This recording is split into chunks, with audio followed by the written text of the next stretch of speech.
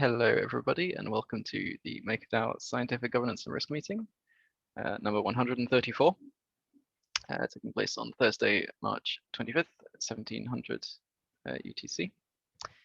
My name is Long for Wisdom. I'm the governance facilitator at MakerDAO right now. I'm joined by a host of Maker people, as usual. I think we're seeing participation pick up a little bit recently, which is cool to see. But yeah, we've got a kind of agenda to get through as usual. We've got our regular weekly updates. We got some kind of procedural MIPS stuff to get through. It's the end of March, so we'll have like a kind of review of the March governance cycle. And then we'll kind of open up into kind of more general QA and discussion as per usual. So kind of usual preamble and caveats, like if you want to comment or interrupt, please feel free. We like it when people get involved. If we end up spending too much time on one segment, that's fine. Someone will kind of move us on.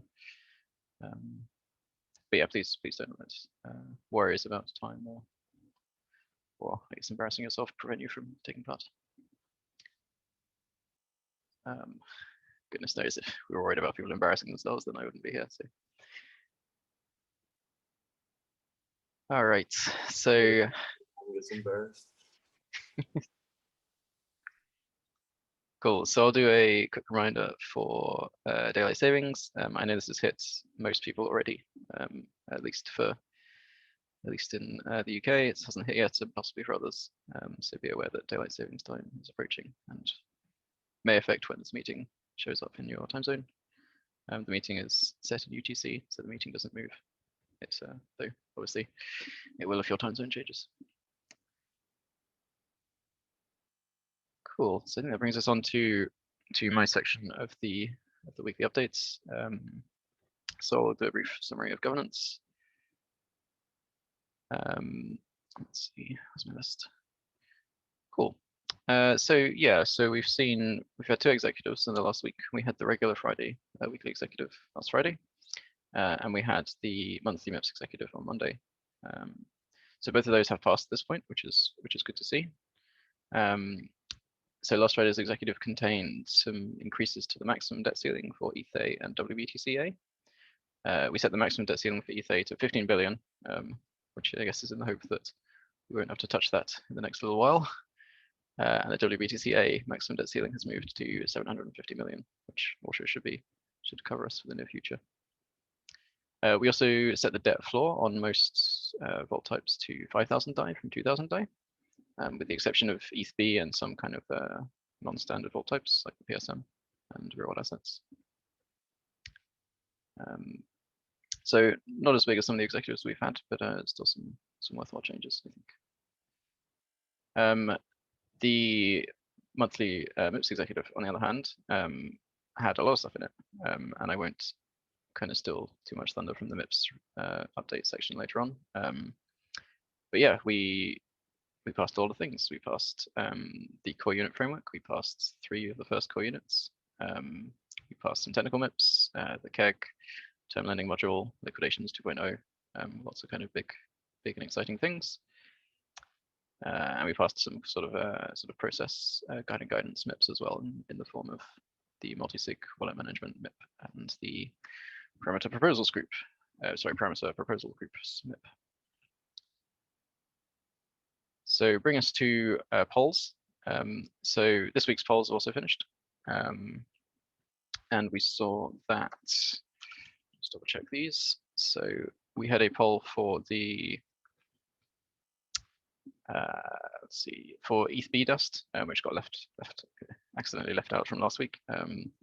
So that poll kind of ended with makeholders agreeing to change the dust for ETHB from 2,000 to 15,000. So higher than the other vault types. They're obviously not implemented yet, not until the executive. We also voted to increase the system surplus lot size, also known as bump parameter, from 10K to 30K. That passed as well. Yep.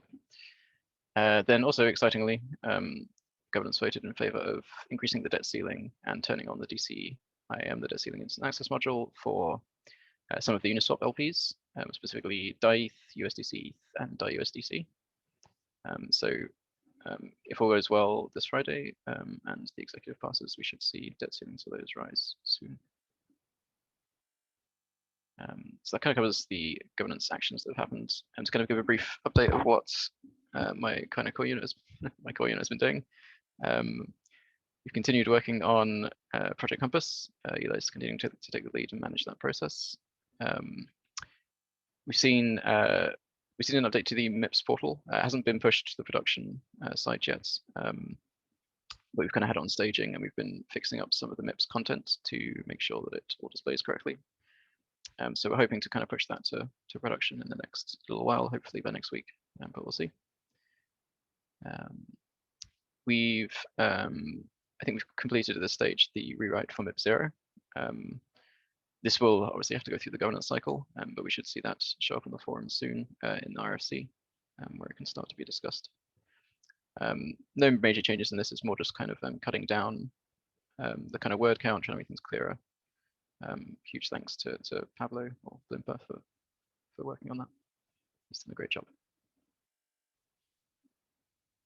So let's see, I think that covers my parts of governance. Let's maybe have governance at a glance. I believe it's Eli this week doing governance at a glance.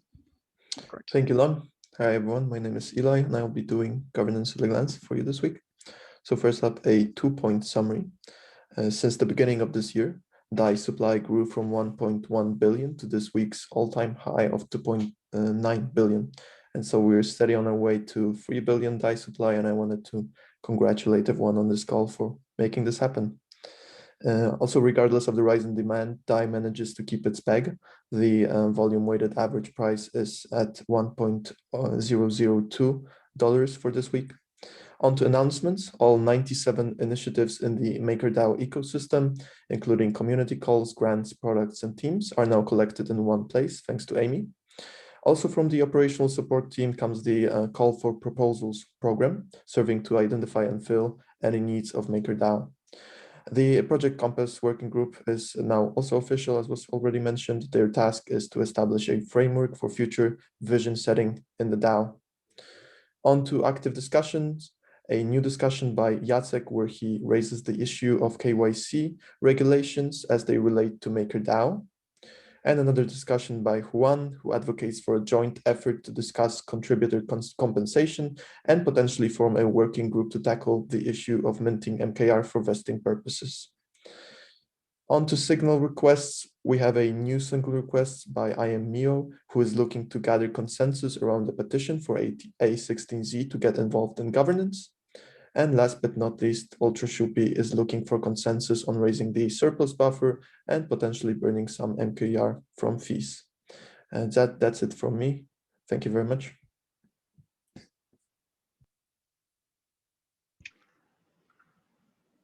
Great, thank you, Eli. Yeah, I would encourage everyone to check out the governance thread to see kind of more details on those points. So that brings us to smart contracts. Chris. Yep. Thanks, Lon. So yeah, I'll do my usual preamble. I'm on a Starlink connection, and so I might freeze for like 5 to 10 seconds. So Burpane, if you could keep like moving, just so I know if I've frozen or not, that'd be great. Yeah. So just a reminder, we are not doing collateral onboarding right now. So the normal sort of collateral priority sheet work or collateral assessments, all of that stuff is on hold while we work on liquidations 2.0 or MIP 45. And so I'm gonna just try and go through everything else that we've had on our plate this week before I get to the MIP 45 stuff. But so we've been working with Centrifuge on MIP 22, and we've finished reviewing the manager. I think I'd mentioned last week that Centrifuge was trying to take their sort of MIP 22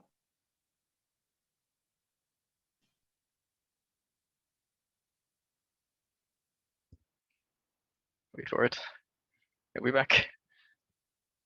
We got Starlinked. Elongate. which is still relevant in MIP 22, is now sitting in the place of. It's my connection. Welcome back. Now you're back now. You're back. All right, cool. So just a we basically are taking the manager from MIP22 and putting it into a MIP21 conduit, right? So what this means is we've reviewed that code, except that code is typically like a black box for us. I think the way we want to think about MIP21s is that once we've sort of created the urn and sent the die off to the conduit, that at that point we're basically, the protocol is giving someone a loan, and so we hope that they will repay that loan as necessary. So while we did look at the manager, and we have every confidence in their team, and the code looked okay to us, I just want to make it clear that the smart contracts domain team can't really give a warranty on whether or not that code is working. But we've discussed this with them, and they're taking responsibility for whatever loan governance decides to give them, whatever debt ceiling is there. So the next steps are going to be that we're going to rework the deploy script a little bit for MIP21 so that it can deploy more generically their code as well. And then they've got to construct the spell that is basically a template off of MIP21's spell. And they'll do a bunch of like RPC or simulation tests as a result of that. And then probably next week, we're going to be deploying to Kovan. So we're going to review all of that code next week, and then fix anything that we find, and then deploy to Kovan hopefully on Wednesday. Yeah, and then they'll test their code in Kovan, and in theory, they could go, I guess, to mainnet at any point after that, except that we discussed, and I'll actually maybe come back to that on the liquidation schedule. We discussed them maybe not going out with Link, but maybe going out with Wi-Fi or one of the other groups that we'll send out, but just not the initial deploy of liquidations 2.0 or the big deploy where we do F and WBTC. So moving on to like sort of miscellaneous stuff, there's a lot of like improvements on spell readability, and also we've been trying to make the like Etherscan verify a little bit more usable, and that's partly for governance, but actually mostly for us. It's becoming even difficult for us to like validate the spell on chain, and so we want to, we're trying to use the API to like break that up and make it easier to review. We've been working on fee charging tokens like PaxG or USDT when they actually turn fees on. So that's going to require some like work in the proxy actions, and we'll end up having to like hand that off to UIs to like, be able to add those types of tokens, but then we could cycle back and finally do PaxG once we're finished that work. Some echidna tests for the layer 2 optimism die bridge were run, and we've got auditors engaged for the sushi join adapter. ABDK is going to be taking a look at that. And that's like the crop join. It's basically like a simpler version of the crop join adapter, and because sushi rewards are much simpler. So they're going to take a look at that, which is nice because that's almost like a subset of the crop join, which means we could then throw the additional bits on for crop join. And there's work on the DSS autoline README, and also there's a bunch of updates that came back from ABK on the LP Oracle audit, and so those have been happening. There's no like super severe bugs there. It's mostly just us trying to get it ready to probably replace the oracles that are there, and then also make it so that we can use them in the future. Although yeah, Uniswap v3 is now coming out, so we'll see how useful those are going to be for a while, right? I mean, yeah. Anyway, that's I guess maybe not totally in our domain, but I'm sure people have been talking about it. And then and then we just did a bunch of updates in Kovan for pricing and whatnot. So that's all the miscellaneous work. And for MIP 45, which is liquidations 2.0, actually, can you give me screen share capability? Yeah, sure. Yeah, so I actually, before I even share my screen, I'll just mention, it looks like, so yesterday we kind of like you know, synced up and looked at everything we had to do. And as we construct the spell for Kovan to actually integrate this into the existing Kovan deploy, which is pretty much like a staging environment for mainnet, we're seeing that there's a lot of like just minutia in there, like lots of I's to dot, T's to cross. And so just to give like an example of some of those, we've got we've got like a PR for dust consistency, and also the also a circuit breaker change that's going to go into the sort of main code. So there's like let's see, oh yeah, there's two PRs that are going to happen there. And then we have the Clipper Mom that we talked about last week. So we're going to upgrade the Clipper Mom so that it can act as an instant access module to circuit break the auctions. So we've had that work, and then just a bunch of like little tendrils of our system. We've had to make changes to the ILK registry, the DSS exec lib, the emergency shutdown module. We've got DSS interfaces in there. We also need to update the MIP45 doc. So we're going to have a PR that'll go out. Mostly there's not like a big substance of like change there. It's just going to be like, you know, a number of small sort of things from the auditors and some clarifications. So that PR will happen. Maybe we can talk to governance about that. I'm not entirely sure that's going to invalidate MIP45 because MIP45 is just approved. This is more like so just like we're adding like the audit documents and stuff like that to it. So it shouldn't. I don't think it should invalidate MIP45, but I'm maybe biased. And then there's a lot of like cross-team coordination tasks as well. So there's lots of like us reaching out to other teams. And so let me actually turn my video off, and I'm gonna share screen. All right, so everyone can see this. Oops, oh shucks, hold on.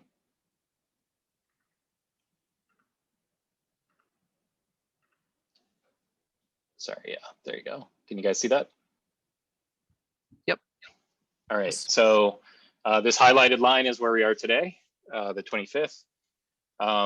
And so we're pushing the sort of final Kovan deployment off to the 31st. We were hoping to have it done yesterday, but as I mentioned earlier, there's a bunch of stuff, and then I've slid the entire set of the timeline over by like a week.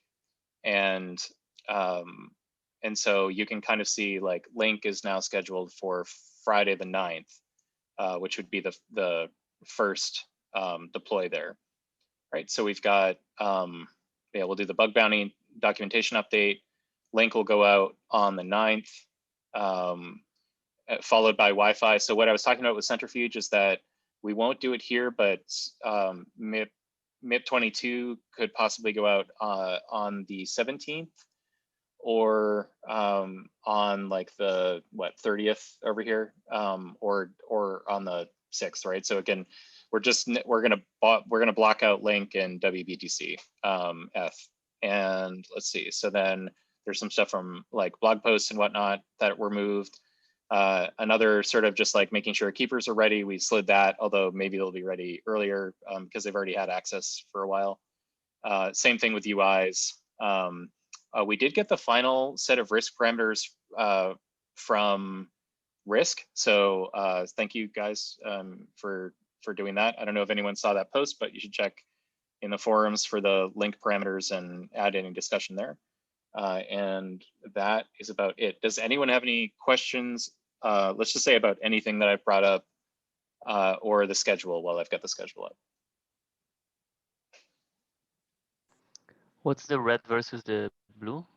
Maybe you mentioned it already. Are they two different colors? I don't know. No, I was gonna feign that I was colorblind. Yeah, no, I think we started like some of these were supposed to be like critical deadlines or something, but we've since sort of lost, I think, any meaning there because these maybe could be also red if we're talking about these. But so yeah, I guess I had a question related to the MIP 21 and 22 stuff. Mm-hmm. So I kind of mentioned this to you briefly before, but it would be great to have like kind of more documentation of the parameters around those, around like the structure and the setup for that, and like the important parameters for governance in terms of, I forget what they're called now, but like I know there's a couple of newer ones. Yeah, or, like, there's specific a ones.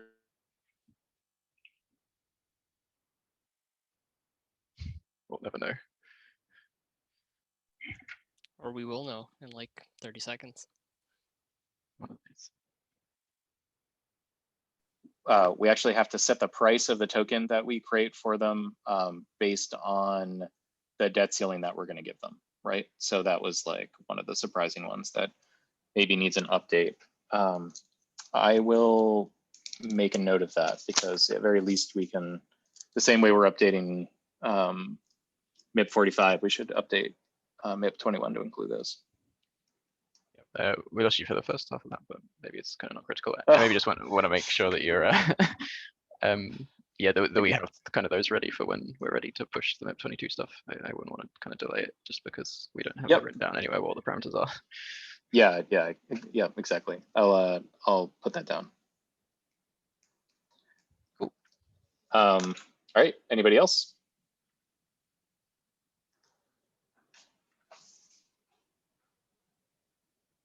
Anything in the sidebar I missed? No, yeah, No question. Kurt's right. Risk put a lot of work into the parameter selection. Those parameters meet my intuition of what I think should be set. And so, yeah, I don't know if people should sort of review that. It was like a lot of work that went into selecting those parameters with Gauntlet modeling, also risk zone modeling, and smart contract, like technical risk on top of it. So it's the culmination of like serious, like months worth of like modeling and effort. So yeah, I would encourage anyone from governance who kind of has kind of a large stake in the system to give it a read over as well. Obviously, we kind of know what happened last time. We pushed auction parameters and they turned out to be not ideal. So we kind of want to make sure that we don't end up in a situation like that again. So yeah, so please do kind of read over them and kind of ask hard questions and stuff. We can hopefully get them to be as bulletproof as possible for when we launch. All right, cool. I think that covers Chris. So let's move on to Oracle's Nick. Cool. Yeah, kind of a short update this week, right? With us kind of having stalled collateral onboarding for a bit, right? Because the smart contracts team is pretty busy.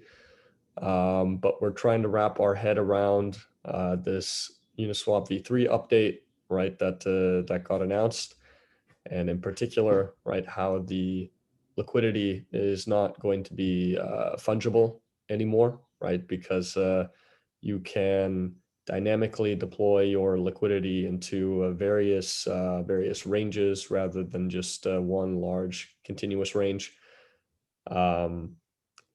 So there's the technical piece of how you do this, right? Which is you need to have instead of putting your liquidity into Uniswap v3 directly, right? You need some kind of middleman kind of contract, right? That will deploy a kind of common strategy and will issue people a token, and that middleman contract will then deploy that liquidity into Uniswap, and the contract can even be adjusted, right? The only thing that matters is that the tokens themselves represent kind of a common like chunk of liquidity that's uniform. So that's the technical piece, and that's actually not that bad. It's more just on the execution side in terms of like who does this, right? I would prefer it be someone like Uniswap. Then there's kind of a blessed solution, right, that we know is secure with all of their crazy moon math, and it's really easy for people to like build and integrate around when there's like an official one. What I actually think is going to happen is that there's too much competition right now to be the lender against LP tokens. right? Between Maker, Aave, and Alpha Hamora, and I'm sure a couple others are looking at this as well, probably even Compound. That everyone rushes to make their own, and that can work, but it kind of sucks because now you start fragmenting this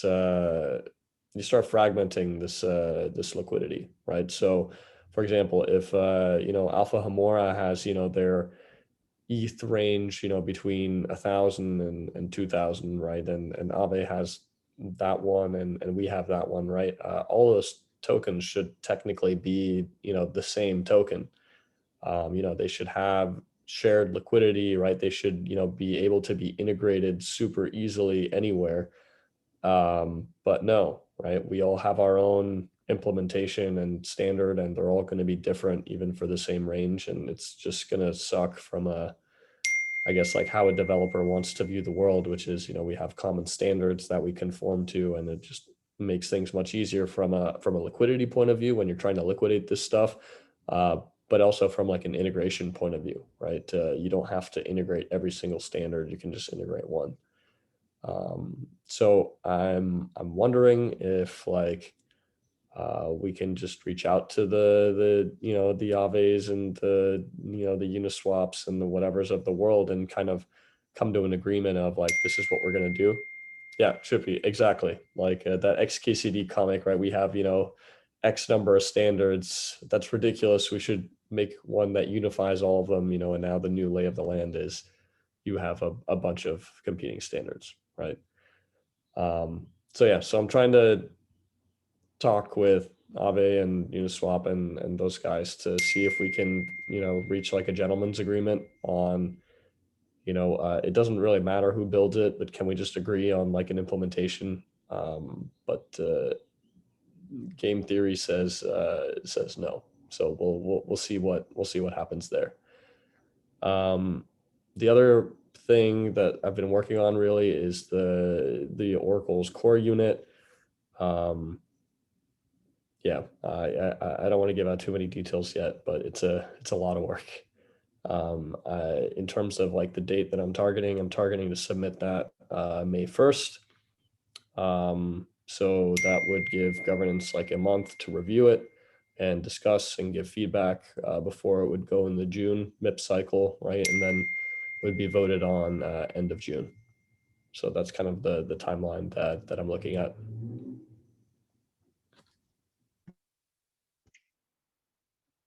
Cool. Does that covers your update, Nick? Yeah. Cool. I like I could talk about the Uniswap v3 stuff for ages, but maybe this isn't the best time.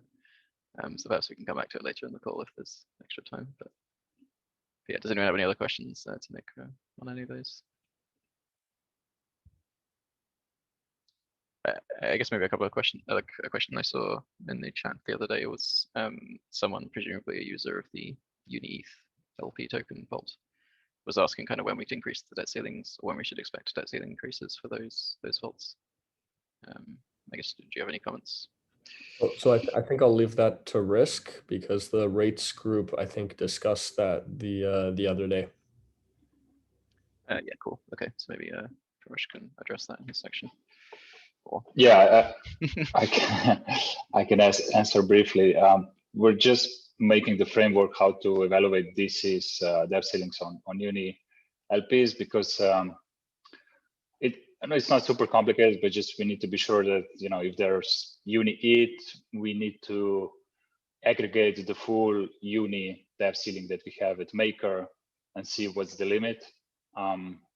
So yeah, we basically just need to make a few calculations and determine the new debt ceilings for underlying tokens, and then we need to combine it into one aggregate debt ceiling for, let's say, Uni and Uni ETH. So we should hopefully have this soon. Marco's working on that.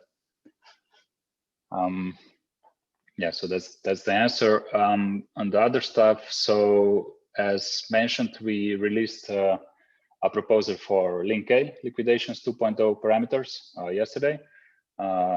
Suggest to read it, provide feedback before it goes to on-chain poll. I think that's happening week after next. If we are having official launch on 9th, as Chris shown, but yeah, it's up to smart contracts really. Gauntlet also published the report. I made a few comments on their proposal as well. I think the numbers match ours in most cases, apart from the initial starting price parameter called buff, where we suggested to apply a bit higher buffer. And that's because we don't want expected auction duration to be too short. And so we don't end up in some kind of scenario that we ended up on Black Thursday. Otherwise, we're planning to make similar proposal next week, starting with YIFI, Wi-Fi A wall type, and then proceed to other assets, just according to the timeline Chris showed.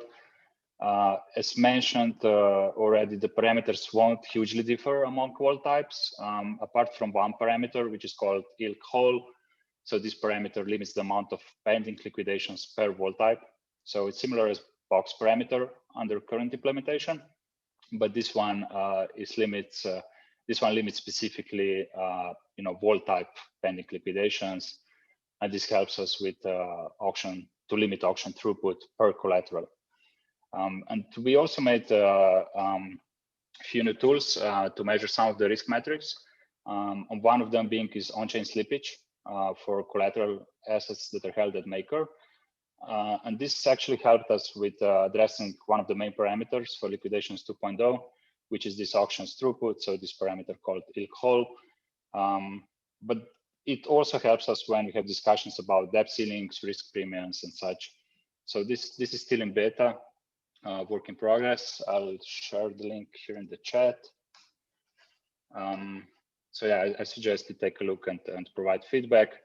We expect to list more metrics in next few weeks. And then the ultimate plan is to have a live value at risk metric calculated for the whole Maker portfolio. And this way the community or any other potential risk analysts are able to observe MakerDAO portfolio risk in real time and then observe trends. And this again also helps us with debt ceilings, risk premiums, or even surplus buffer debates. So other than working on these tools, making additional proposals for liquidations 2.0 parameters, that's, I think, more or less I had for updates for today. Perfect. Thank you very much. If anyone has any questions, feel free to jump in. I maybe wanted to kind of comment, I guess, a little bit on the governance process for liquidations 2.0. In that, so as Chris mentioned, the kind of target now is kind of the 9th for the executive. So the plan from a governance point of view will be to vote on the parameters the Monday kind of before that kind of target. So we'll be targeting the 5th. This kind of gives us time governance time to do kind of documentation of the parameters, which we've been working on. And obviously kind of leaves time for kind of comments and stuff in the forum as well. So yeah, I think the current plan will be to put that up for a poll on the 5th. And then hopefully, if that's approved, get it in on the 9th.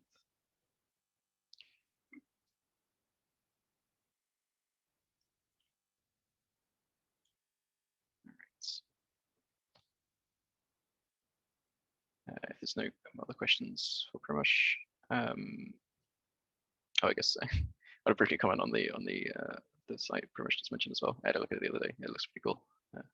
Looking forward to seeing it develop. It's always cool to get new shiny tools to use to keep track of things. All right, bringing us to real world finance. Then Seb, have you got any updates? Yeah, thanks. So on the collateral side, we have we made progress with some collaterals like people, arbitrage, credit, and so likes, but not much to discuss right now. The big news is that we will soon have a new silver on chain, thanks to the work of the smart contract team and Centrifuge. Soon. So just to add to what Chris said, we will make a debt ceiling, and it's the Till Lake, which is a system that will draw the money from vault will use it as soon as it needs money to invest in one property because it's a real estate collateral. And then we expect them to take some dies. And as soon as a new investor will invest in the Teal Lake, the contract will automatically push back DAI into the vault to repay the debt, or some of it, but probably not everything. So we will be able to see if it works on chain as expected. I hope so, it will work. So on other news, we had a core unit presentation last Friday that is on YouTube, discussing what is real-world finance and all the stuff. We made some progress on the analytic front. So as I said last week, the financial statement of MakerDAO that I made on Dune Analytics is no longer working because it no longer supports the pivot table presentation. I talked to them and they will remake it possible in the near future or the future. They don't know when. I didn't try to bribe them. And I have some meetings with a lot of people from the foundation that are working on Vulcanize and all the other data stuff, maybe to take some expertise they have and maybe work on a more robust solution and not depending on the third party. Lastly, that's the last item. I've made a budget dashboard that I published on the forum just before the meeting. That presents this simulator where you can add more core units to see what happens if you increase some targets, increase the DAI in circulation, increase the leverage ratio that you want to target, all those stuff, how much MKR token you want to give to all the teams, and what is the split between the teams, because obviously that's a complex question as well. So it's only a simulator, so you can fork it as much as you want and make some changes and see if you see something that is interesting. And yeah, that's about it.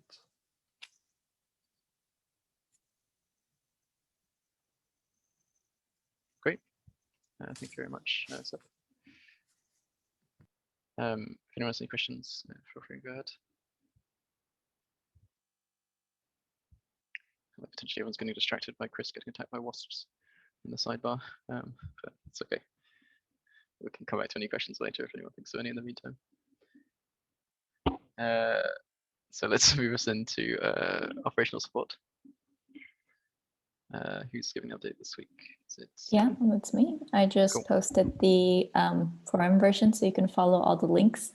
So majority is if you scroll down to discussions, that's what we were, Juan and I have been working on a lot this week. There's no Know Your MIPs so far. And as we know about collateral onboarding, so there's none calls this week and next, but we do have 1 in 2 weeks, which is Bancor. So keep an eye out for that. We had done 3 since our last call of these launch pod sessions with core units. So smart contracts, real world finance, and content production, which is what we did yesterday, I believe. So all 3 are now up. The recording's up and you can watch them on YouTube, as well as Accountable came back for the community call that that David has run. So you can watch that as well, where they kind of talk about their different services. The next calls we have is next Wednesday. We have 2 calls. It's back to back. One of them is this autonomous and otoko.io, which is around if a different kind of way if you're trying to pay your contributors. That's another core unit tool if you're looking into some options for your core unit. And then right after is the very, very hotly debated framing a framework for MKR as compensations call. So this is where we'll have the discussions around MKR and all kind of piled into one. So bring really great discourse, great questions. Try not to bring pitchforks, instead try to bring some intellectual stimulating questions and energy instead. And but it is kind of a debate around kind of different perspectives, because we do really want to see that. in terms of the core units in development, we do have quite a few now. Today, Kathleen just posted the strategic Martcoms core unit.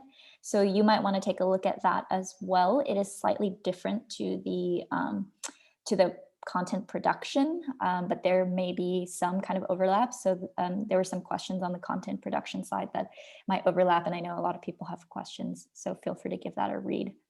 And then the same kind of in RFC is growth, smart contracts, content production, governance communications, and MakerDAO shop.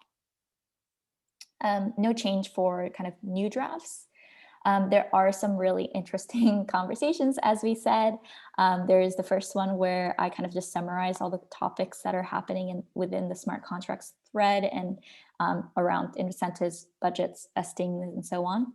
And then Juan just kind of proposed and framed a great way to kind of talk about MKR specifically. And so definitely check that out. A lot of the conversations in that thread are what we kind of want to talk about in the call that's happening Wednesday. So please come as well. And he also posted kind of a vital functions not covered by current core units. I think that's a really important one as we're developing kind of from the bottom up. There might be things that there might be critical like responsibilities or kind of sort of functions that we might not be able to see right now, but in the transition after the dissolution maybe are missing. So then I did kind of post also a core units feedback. If you have just general feedback around the framework of how core units are being developed or anything like that, feel free to leave your thoughts and comments there. I know that was like the most high level feedback level that if you want to talk about it. And we just proposed like a new kind of framework called call for proposals. So one of the reasons this was done is people who are not ready to like jump straight into a MIP might want to kind of go run some proposals. If you have an idea, you want something to happen, but maybe you're not the person that want to run it. So you might just propose like, hey, can we get some call for proposals around this? And so one of the first things we did is community development just proposed one for grants. So anybody who's interested in potentially running a grant core unit, just exploring some ideas around what grants, large or small, could happen inside the DAO, you can go ahead and propose. It's a very kind of commitless way. You're just kind of proposing an idea. If you want to further pursue it into a core unit, you totally can. This also gives us some great feedback points for just kind of seeing different proposals.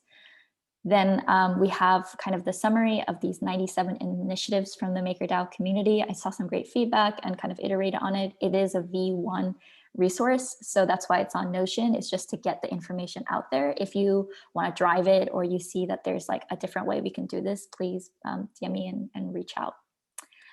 That's it for the operational support side, but I did want to share one thing was I just got off the call with this like senior in high school, and she just said all her and her friends talk about is MakerDAO and like the power it has is like of economics in her AP class, which is like so crazy. And she's really also was like, wow, there's a lot of impactful things that DAI can do.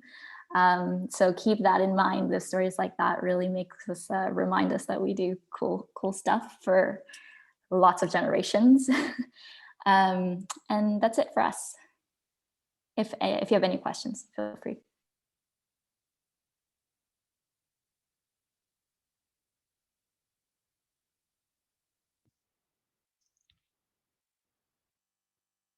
Great.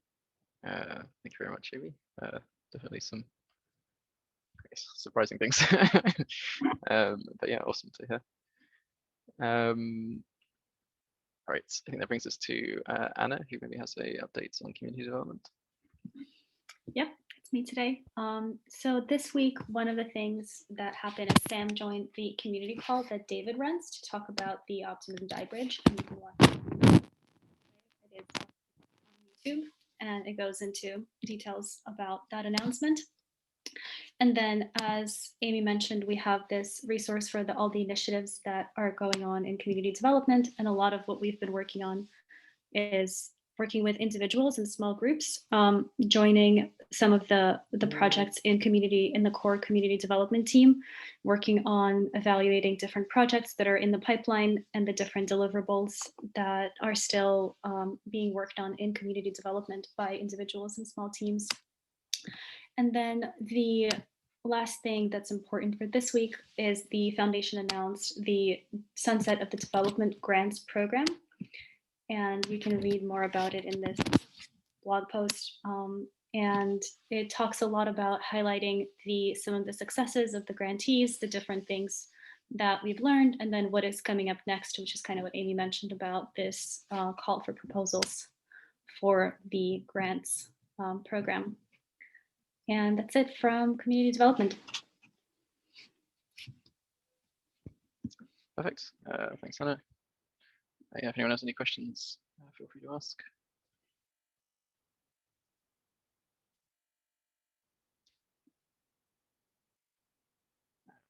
Looks like no, so let's maybe move on.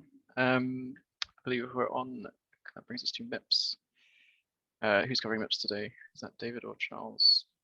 That's me. Hey, awesome. There you go. Sweet.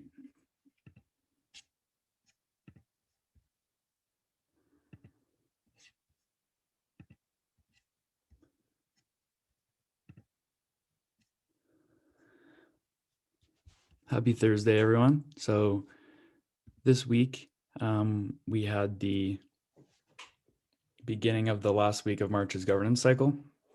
So that means that the monthly executive vote went live on Monday, and the results were that it passed today successfully, and it will be available for execution on the 27th. Some highlights from this month's accepted proposals, as Long mentioned in the governance and risk channel yesterday. We have liquidations 2.0, a bunch of new core unit onboarding and their budgets for risk, real finance, and governance, and payment streaming via the KEG, as well as long-term lending, so fixed-term loans, which is really awesome. So today, we're going to perform that governance cycle review, just recapping March's activities, potentially if we have some time, talk about the plans for next month, or if any authors want to kind of share their proposals in the chat, that'd be awesome as well. So next week's activity, it's a gap week. So that's from March 29th to the 2nd of April. So there's no polls or votes going to be happening related to a governance cycle. And just for awareness, April's governance cycle will begin on April 5th. And that formal submission period for proposals will be beginning on April 5th and end at the end of day on the 7th. So if you are working on a proposal and plan to be eligible for May's governance cycle as well, be sure to propose it to RFC before April 7th so you can get that 1 month RFC period and get it in for that cycle. So then next week's governance and risk call, there's not going to be any direct MIP updates related to a cycle, but we can use this to talk about the upcoming cycle, any formal submission questions around preparation, and maybe if we have time, we can get some of the authors to speak about the proposals. In terms of other updates, the March's community greenlight polls are still going. So they were published on the 15th and they'll be ending in approximately 3.5 days on the 29th. So don't forget to vote on those. And then in terms of the newly submitted proposals to RFC, as previously mentioned on this call, there was a new core unit proposed by Kathleen for strategic marcoms. So definitely check that out if you have the time. And from the past week or so, we had the other 3 core units proposed for marketing, the MakerDAO shop, as well as the growth core unit. So there are approximately 30 proposals in RFC right now. Around half of them are eligible for inclusion in next month's governance cycle. I didn't include them in the presentation today because it's quite a long list, but I will be putting it up on the forums right after this so you can take a look at what's eligible and what else is coming in the next couple months. But yeah, that's it for my update today.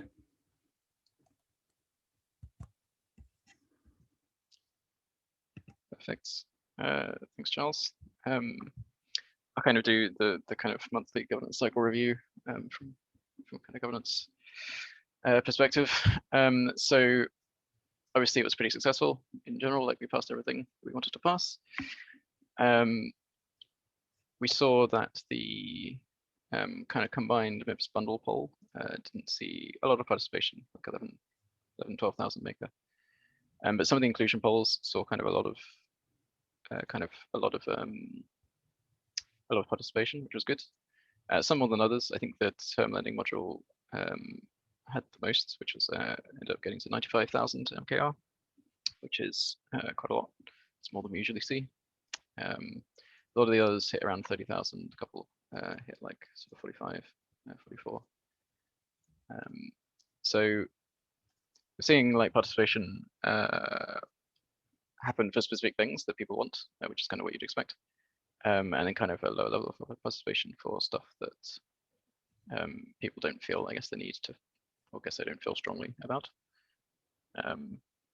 So kind of hard to draw conclusions from that, right? Like it's, I don't think the numbers were massively worse than they've been previously, but yeah, it's kind of interesting how it varies over the various inclusion polls in the various stages. Does anyone, like, this is kind of the chance to kind of discuss, I guess, the last month's governance cycle, discuss next month's governance cycle. So does anyone like have any comments, I guess, on how things went? Or I guess we'll go to the next one. Yeah, so I wanted to bring something up. I noticed like in this month's monthly executive spell, there was kind of like, it's kind of getting close to the expiry date. For those who don't know, in the monthly spell, there's 4 days before the spell will deactivate itself and can't be passed anymore. So we have sort of a tight time frame with that. And just sort of thinking about like in the future, it passed this month, but like what if in these 4 days sort of we have a whale who's away or something like that, just some like sort of circumstances of voter apathy or whatever, and suddenly we don't have a monthly executive pass. And I'm kind of concerned about like the stage we're at in comparison with sort of the triple voting to get things through. I think it might be a little bit conservative for how fast we need to move. So like if, for example, like one of these monthly executives doesn't go through, that it'd be pretty bad. Like we would have to push back like the core units forming by a month or two, rework some stuff, and it could maybe not pass for reasons that people don't want it to pass. But I'm worried more about the case where people are 100% want to go through, but there's like a voter apathy problem. So I'm suggesting we may want to consider like suspending the monthly MIPS ratification section going forward. Like we can't do it right away, but sort of think about maybe suspending that for the time being, just while we're in this sort of rapid growth phase, and this like combined with this voter apathy phase as well, something to consider. So like right now we have a inclusion poll, we have a bundle poll, and we have an executive vote. So that's like 3 levels of that things need to go through. Most of them get like near 100% approval anyways. So I'm worried about us shooting ourselves in the foot with this kind of stuff. Yeah, just to chime in too, I definitely agree that it could result in some problems with that 4-day limit. And earlier this week on the governance domain call, we had spoken about potentially coming up with a new way to model the MIP3, aka the governance cycle, and make it more flexible for that like future approach. So, I mean, I would suggest maybe we could have an open call like on the governance ones weekly to chat about potential improvements to the governance cycle. But I definitely want to hear people's opinions on suspending in an interim while we make these changes or propose these amendments and so on. But yeah, sorry, Lon, you were saying something? No, I was just going to say, to sort of echo Sam's points, really, like especially with relation to the final executive and kind of how that can sometimes suffer from like voter apathy. So obviously we have kind of weekly executives every Friday, and the kind of general consensus is that once a week is kind of it's not the best we can do, but it's kind of pushing more than one a week becomes risky, just in terms of participation and the amount of MKR on the hat dropping. So we've kind of always been aware that it's kind of not ideal to have like, you know, kind of 3 in like a, you know, sort of 10-day period, whatever it is that happens at the end of each month. And we've definitely seen in the past that it's kind of come down to the wire a couple of times before with the 4-day expiry.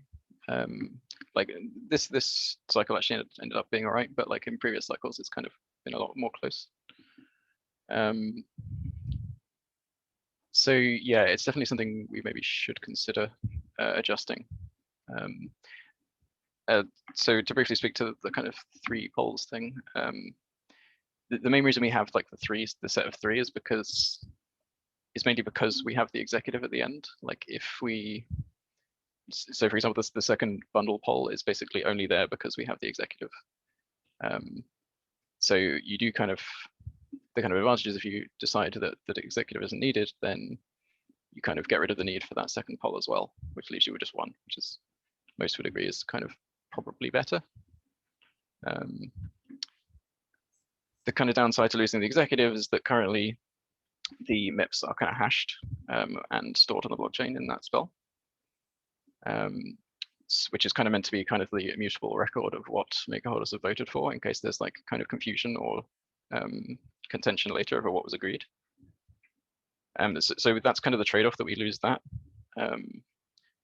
But to be honest, we hash like a lot of things. We hash like the polls and we hash like the executives. And I don't think there's ever been a case where someone's said, let's go back and look at the hash and figure out like what we agreed to because I'm confused and I don't remember it or it was wrong or something. So yeah, maybe that is just kind of overkill at this stage. Right, I don't know. It's quite a big cost to keep paying for something that's like basically never come up at this point. In addition to that, so with the inclusion polls, it kind of individually filters out the individual proposals, and then the governance poll is that bundled thing where everyone kind of agrees on these. So if you were to take out the executive, that allows the domain teams to kind of take those proposals that would need an implementation later and kind of take them on a 1-by-1 basis, or you could have like bundled them in the future if they are a technical proposal that requires like an on-chain action. But yeah, the hashing aspect would kind of only be applicable to the technical proposals and not the more process-oriented ones.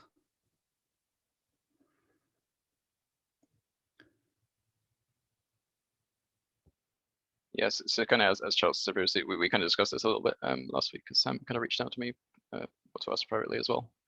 So the couple of ideas we have for how we could adjust things. I'm less keen on kind of suspending it and more leaning towards just kind of changing it because I think suspensions get a little bit weird, right? In that you suspend things and everyone just gets used to it and then it's technically just the way you do things, but it's also kind of less legitimate because it's like a temporary thing that was supposed to be a temporary change, right? There's also kind of the complicating factor of DSS Gov coming up as well, which kind of slightly changes the requirements of the monthly cycle. So we would maybe want to build something that works, that we know will work with that as well.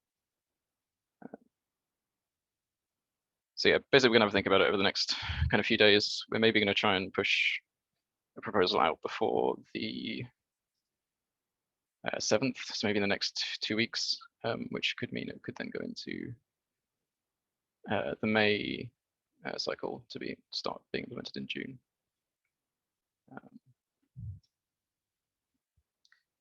So yeah, we're going to kind of think about it a little bit over the next week, and we'll maybe kind of discuss it again next governance call.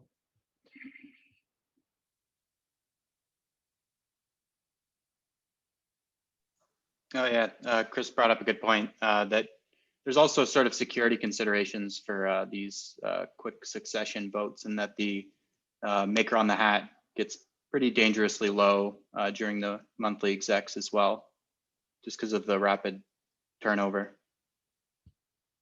Yeah. So a couple of people are mentioning like kind of rapidity and things as well. And I kind of want to avoid making the monthly cycle like faster because we kind of already have governance processes that are faster if we do need to do things more quickly. So I think kind of making the cycle shorter isn't necessarily a good idea because we kind of already have tools that manage the shorter turnaround. But yeah, I completely agree with the points you made regarding security and like the fact you have to vote 3 times is kind of annoying. So yeah, just from a smart contracts perspective, we do run these monthly polls through the pause proxy as well. So there's a chance for something to get slipped in there. So there are, it's not completely it's not totally safe. So just keep that in mind. Like, we're not actually changing anything in the system. Maybe we don't need to be running it through the pause proxy. Yeah, I mean, it's also like, what, a few hours at work for smart contracts, maybe more than a few hours, like a few hours for me, a few hours for a couple of people to review, right? Like, it's, yeah. So yeah, as I said, we'll consider it for next week and maybe kind of give an update in next week's governance call. All right, any other comments, questions, concerns regarding the monthly governance cycle? There was some sidebar chat. Was there anything that needs to come on the main call, or is it mostly handled?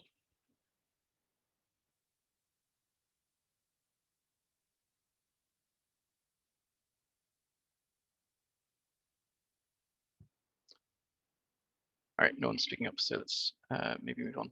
I guess this is the end of the official agenda, so there's nothing to really move on to. So yeah, I guess that kind of opens the kind of QA discussion portion of the call. If anyone has questions or kind of comments on any of the things we discussed, any other things that they're interested in talking about that relate to Maker, please feel free to chime in.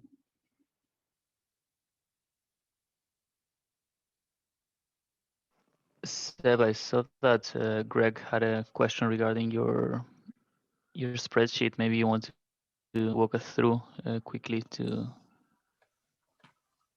Yeah, sure. Or not. We can do it some other day. Sorry for putting you on the spot. No problem. Now can I share my screen? Mm-hmm. Please. Cool.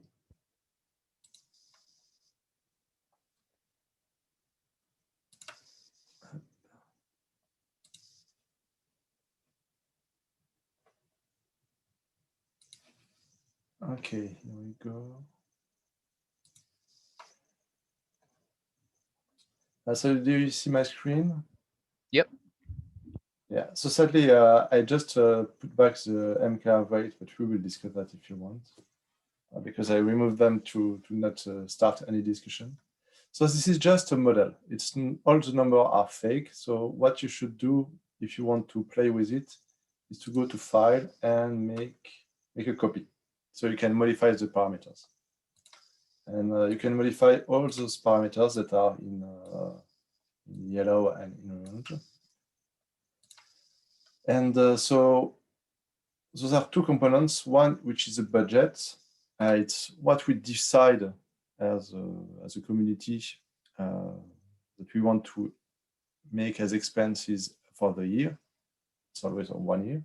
So you can change the annual revenue if you think we will make more than 100 million revenues. You can change the make-up price because it changes every day and so on. Oh, this part is important. So in this case, I just took that we might want to have half of our annual revenues as expenses, but you can change to anything you want. And half of the expenses are used to give MKR token to people, but you can change it to whatever you want. It just does that it gives me the good numbers to make some tests and see that all the colors are okay. MKR outstanding target leverage ratio. It's for to understanding what is the target we want for the surplus buffer. Because here we have the DAI end of the period, so the forecast of DAI that will be outstanding at the end of the year or a bit later if you want. So for instance, in the budget, we can forecast that we want to have 5 billion at the end of the year. But in the actual scenario is what if what we have in the budget is not the good elements. So what happens if the DAI at the end of the period is not 5 billion, but 10 billion? What if the price of MKR token is not 2,000, but 4,000? And stuff like that. You can change the price of gas, but that's not super relevant. Then I took all the sub-proposal for core units.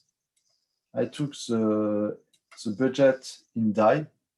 I removed the MCAR one, just took the base one. For oracles, I put a random number in it. Then you have also a column on gas that I made it up. It's only a formula. I'd say that Oracle will spend 5 million this year, but you can disagree and put something else. It's not the most super important parameters. Well, maybe for Oracle it is, because it's a big budget for gas. Then you have the MKR that you want to allocate to people, and you can change it here to whatever number you want. The actual number is not important. You can, if you want to spread the MKR token by the base expense, you can use it. You can change the MKR weight by anything you want, and it will recompute automatically the MKR that will be allocated to each core unit. And obviously, it depends also on this parameter, because if you say that you don't allocate 25 million, but 12 million, obviously you allocate less MKR token to people. So by manipulating this column and this cell here, you can get whatever you want in MKR token. So you have the percentage of the budget that is used for each core unit. Then the most interesting part is that you have here the MakerDAO profit and loss statement. So revenues less the expenses that are defined here. So in this case, it's 34 million. And you get the net income, one for budget and one for the actual. The main difference between the two is that when you issue MKR token, obviously, if the price increase in MKR, you are making more expenses, even if you don't pay for the DAI because you give the token directly. But from an accounting perspective, it gives the same. Then, with the net income that remains, you will fill the surplus buffer. So you start at 17 million, and you try to achieve the target position, which is more or less the DAI at the end of period times the target leverage ratio. And you can see if you reach it at the end of period or if you don't. You might want to say that you don't need 1% of DAI as a surplus buffer, but only 0.5, and then it gives you a different perspective. But I will keep one because it puts some red in the spreadsheet. Then if there is still some income, it will be used to buy and burn MKR token. And so this is the third part here. We start with almost 1 million MKR token. You issue some MKR token to the workforce, and you will buy back and burn some of them, depending on the other parameters. And then you get the end position for MKR tokens. So that I try to get something that you can tune as much as you want, and to give you a perspective of what will happen. I know that a lot of people are concerned to have more than 1 million DAI. So you can see if using new scenario, you are above or below 1 million DAI. I don't know if there are some questions because I'm not sure how to see them when I'm presenting. No questions that have come up on the sidebar, I don't think. Okay. Just a couple of people saying it seems very cool and useful.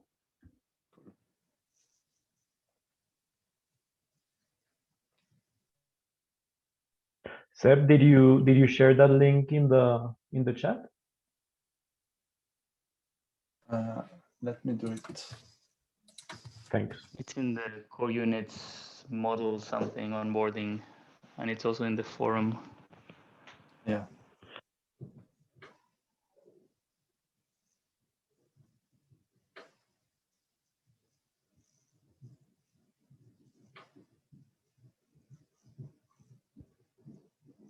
All right.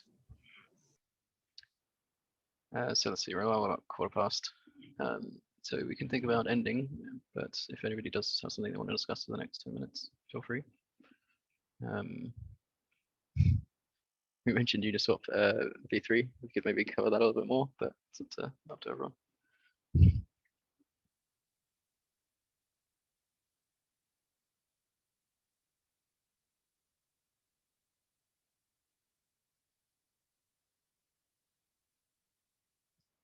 Not hearing anyone jump at the chance, so maybe I'll keep that to offline.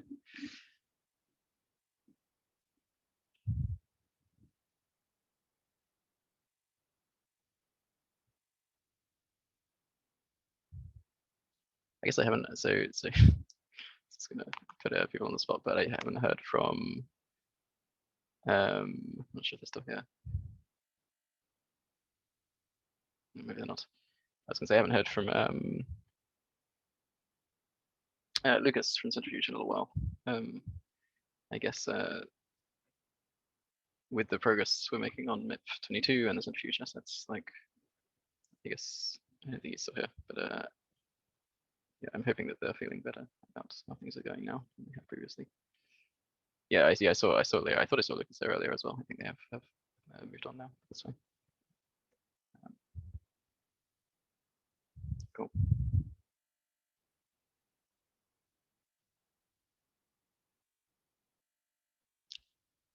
All right. Well, if you have no one has anything to bring up, then we can end here. Any last shout outs people want to do? Perhaps you could remind us when the co-unit vesting meeting is one. Or Amy. Next Wednesday. I'll throw the link again on the chat, but you can also find it on the operations thing. Oh, if you guys want, here's a link to add your add the calendar, the public calendar directly. If you're interested in just getting it directly. Yeah, all the votes are there as well as the public calls and events. Yeah, I found that pretty much invaluable since it existed. So it's yeah, I'm really glad we did that.